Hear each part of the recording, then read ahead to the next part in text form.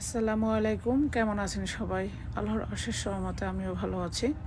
আজকে যে রেসিপিটি নিয়ে চলে এসেছি সেটা হচ্ছে আমার শুক্রবার স্পেশাল রেসিপি। সেটাই আজকে শেয়ার করতে যাচ্ছি।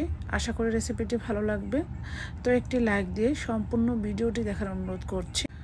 তো আজকে শুক্রবারে বিরিয়ানি তৈরি করব। এর জন্য এখানে 1.5 কেজি গরুর মাংসের মধ্যে যত রকমের মশলা আছে সব কিছু দিয়ে এখানে পেঁয়াজের বেরেস্তা দিয়েছি এবং পেঁয়াজ বেরেস্তা করা যে তেলটা ছিল সেটাও ঢেলে দিয়ে খুব ভালোভাবে মাখিয়ে নিয়েছি। তো বিরিয়ানি তৈরি করার জন্য টক দই, বিরিয়ানি মশলা, পেঁয়াজ, যত রকমের মশলা আছে সব কিছুই দিয়ে ম্যারিনেট করেছি, সেটা আর আপনাদের সাথে শেয়ার করিনি। এরপরে আমি 2 ঘন্টা এইভাবে রেখে দিয়ে ঢাকনা দিয়ে ঢেকে মাংসটাকে খুব ভালোভাবে কষিয়ে নিচ্ছি। তো এখানে আমি মাংসগুলো প্রায় 15 থেকে 20 মিনিটের মতো মিডিয়াম আঁচেই কষিয়ে নিচ্ছি। তো এরপরে এখানে আমি দিয়ে দিচ্ছি 1.5 টেবিল চামচ পেঁয়াজের বেরেস্তা, 3 পদের বাদাম এবং কিশমিশ ব্লেন্ড করে নিয়েছি, সেটা দিয়ে দিয়েছি।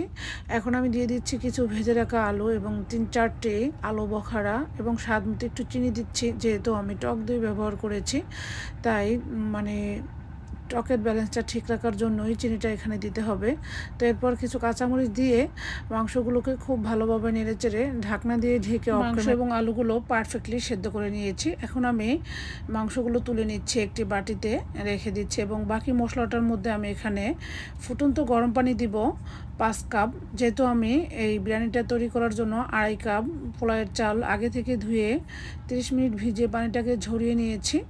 এরপরে এখানে আমি ঢাকনা দিয়ে ঢেকে সব কিছু একটু ফুটিয়ে নিচ্ছি। এখানে আমি কিছু মশলাও দিয়েছি, মশলা দেওয়া লাগে না, তারপরও কিছু মশলা ব্যবহার করেছি, এই তো সামনেই দেখতে পাবেন।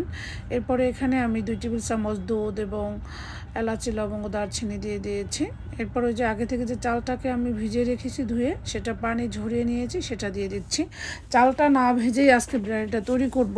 সবাই বলে যে চালটা যত বেশি ভাজা যায় তত বিরিয়ানির চাল বা পোলাওয়ের চালটা ঝরঝরে হয়। তো আমি আজকে দেখাবো চাল না ভেজেও ঝরঝরে পোলাও বা বিরিয়ানি কীভাবে তৈরি করা যায়।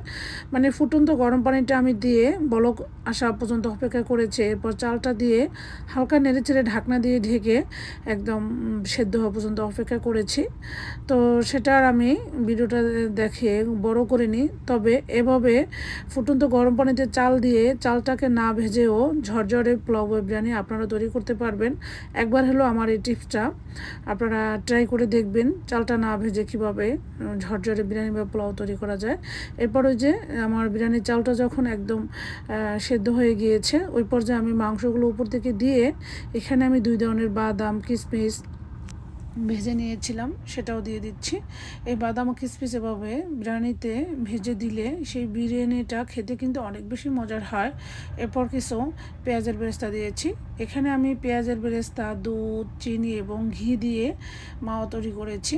এটা যদি বিরিয়ানির উপরে দেন তাহলে কিন্তু খেতে এত যে মজার হয়, না দিলে বুঝতেই পারবেন না, এত যে টেস্টি এবং ফ্লেভারফুল হয়। এটা একবার হলো বাসায় তৈরি করে দেখবেন, তাহলেই বুঝতে পারবেন এর স্বাদ কতটা লোভনীয়। এরপরে আমি সুন্দর একটি ঘ্রাণের জন্য এখানে 4-5টি কাঁচামরিচ মাঝখান দিয়ে ভেঙে দিয়ে দিচ্ছি এবং দিয়ে দিচ্ছি খাঁটি মহিষের ঘি। ঘিটা দিয়ে এরপর আমি ঢাকনা দিয়ে ঢেকে 10 মিনিট একদম মিডিয়াম আঁচে দমে রেখেছি। 10 মিনিট পর আপনাদেরকে একটু দেখাচ্ছি। দেখুন বিরিয়ানিটা আমার একদম ঝরঝরে এবং কতটা পারফেক্টলি সেদ্ধ এবং লোভনীয় হয়েছে। আশা করি বিরিয়ানির সহজে রেসিপিটি আপনাদের অনেক বেশি ভালো লেগেছে। তো আজকের মতো তাহলে এখানে বিদায় নিচ্ছি। পরবর্তী ভিডিও দেখার আমন্ত্রণ জানিয়ে সবাই ভালো থাকবেন। আল্লাহ হাফেজ।